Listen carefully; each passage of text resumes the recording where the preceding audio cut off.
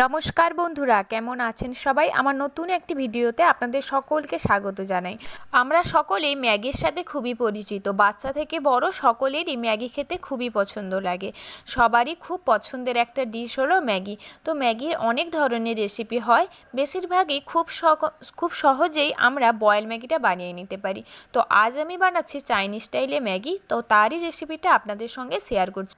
প্রথমেই গরম জলে কিছুটা ম্যাগি দিয়ে আর অল্প পরিমাণে সাদা তেল দিয়েছিলাম, যাতে সেদ্ধ হওয়ার সময় একটার সাথে অপরটা না লেগে যায়। 2 থেকে আড়াই মিনিট টাইম দিলেই ম্যাগিটা বয়েল হয়ে যাবে। এরপর ম্যাগিতে যে সবজিগুলো দেবো বলে কেটে রেখেছিলাম সেগুলোই এখন ভেজে নেব। প্রথমে কড়াইতে কিছুটা পরিমাণে পেঁয়াজ কুচি দিয়েছিলাম, তারপরেই এই সবজিগুলো দিয়ে আস্তে আস্তে নেড়ে চেড়ে ভেজে নেব সবজিগুলো।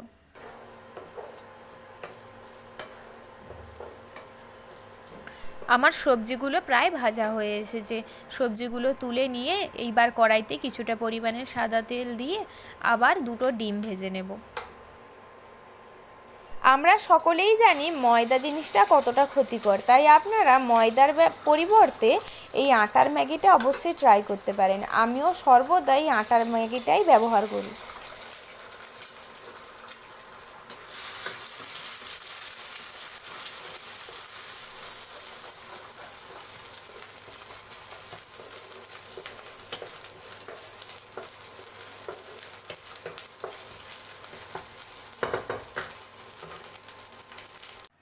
এই যে আমি এখন সবজিগুলো এবং ডিমটা ভেজে তুলে রেখেছি।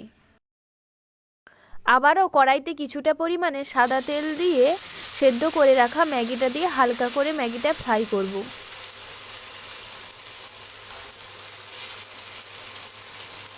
ম্যাগিটা হালকা করে নেড়ে নেওয়ার পরে এইবার ভেজে রাখা সবজিগুলো এবং ডিমটা দিয়ে ভালো করে নেড়ে চেড়ে নেব।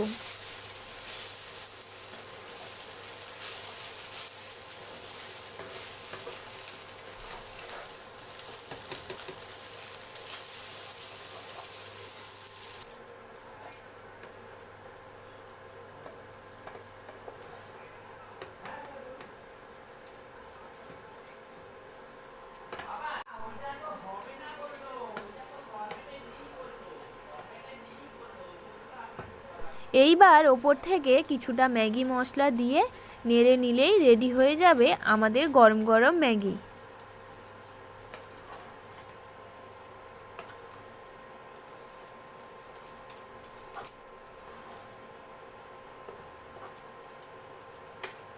এই শীতকালে সব কিছুর সাথেই ধনেপাতা দিলে একটু বেশিই ভালো লাগে, তাই আমিও এই ম্যাগির ওপর থেকে কিছুটা পরিমাণে ধনেপাতা কুচি দিয়ে আর একটু নেড়ে নিয়ে নামিয়ে নেব।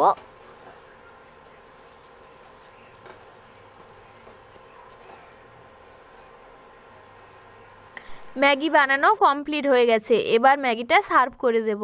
তার সাথে সাথে ভিডিওটাও আজ এখানেই শেষ করব। ফিরে আসব নতুন কোনো ভিডিও নিয়ে। ততক্ষণ আপনারা সকলেই ভালো থাকবেন, সুস্থ থাকবেন, সাবধানে থাকবেন।